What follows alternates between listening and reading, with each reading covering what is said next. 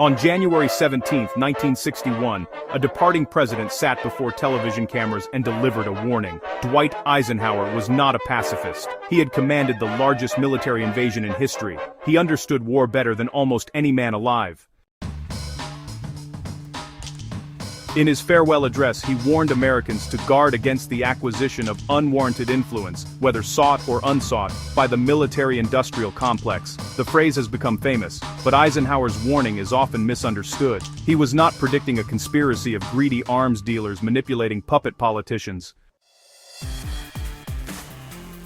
He was describing something more subtle, a mutual dependency, a permanent marriage between national security and corporate profit. Today, that marriage produces an annual defense budget over $800 billion. The question is not whether that money buys weapons.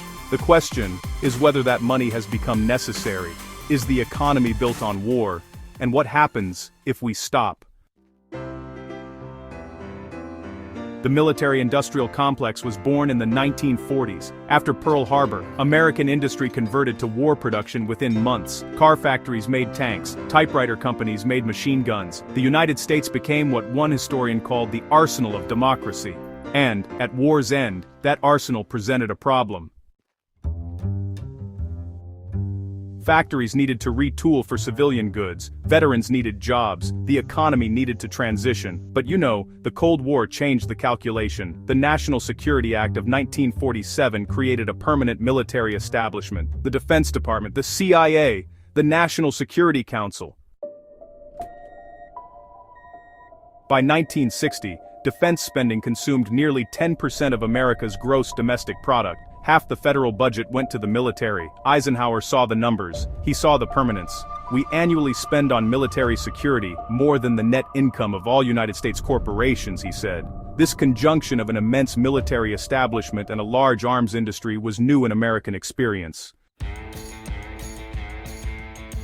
50 years later, the conjunction has only tightened. The world's 100 largest arms producers reported over $600 billion in weapons revenue in 2023. That's a 19% rise since 2015. Defense contracts are not just weapons.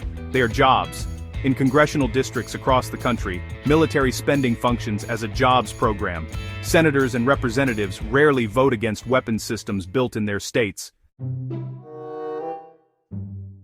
The revolving door spins constantly. A recent study found that, 80% of four-star generals and admirals who retired in the past 5 years went to work for the arms industry. They moved from approving contracts to receiving them. This isn't corruption in the traditional sense. No bags of cash change hands, but the incentives align, and the machinery just grinds on.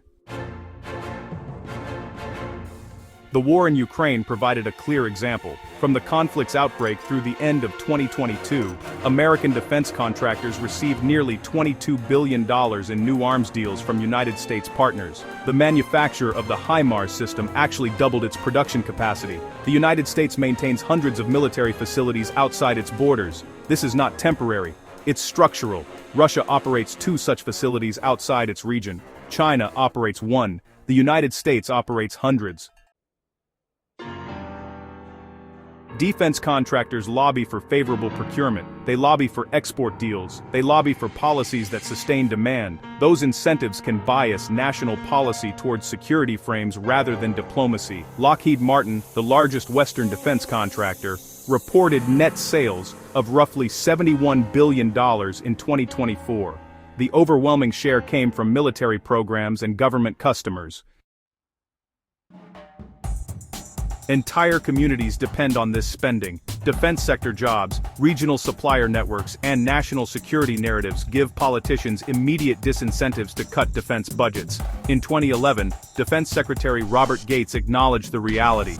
He noted that defense spending as a share of GDP had fallen significantly since the Cold War, but he also warned that meeting even modest savings targets would require real cuts and real choices. The central challenge is designing transition paths, breaking the cycle of dependency without leaving workers and communities behind. Every dollar shifted from military procurement to civilian priorities would disrupt someone's livelihood. Macroeconomic analysis suggests military spending produces relatively low economic returns. Investments in health, education, or infrastructure typically generate more jobs per dollar. But the political economy favors the existing structure. Eisenhower understood something that gets lost in the debates. The military-industrial complex is not a conspiracy. It is a system, a structure of incentives that rewards continued spending. He warned that the potential for the disastrous rise of misplaced power exists and will persist. Not that it had already happened, but that the conditions existed for it to happen. Those conditions have not disappeared. The machinery Eisenhower described has only grown more sophisticated, more embedded, more normalized. The economy is not built on war in the sense that it would collapse without it, but large pieces of it are, and those pieces have influence. Subscribe to War Machiner and share this if you value history that goes deeper.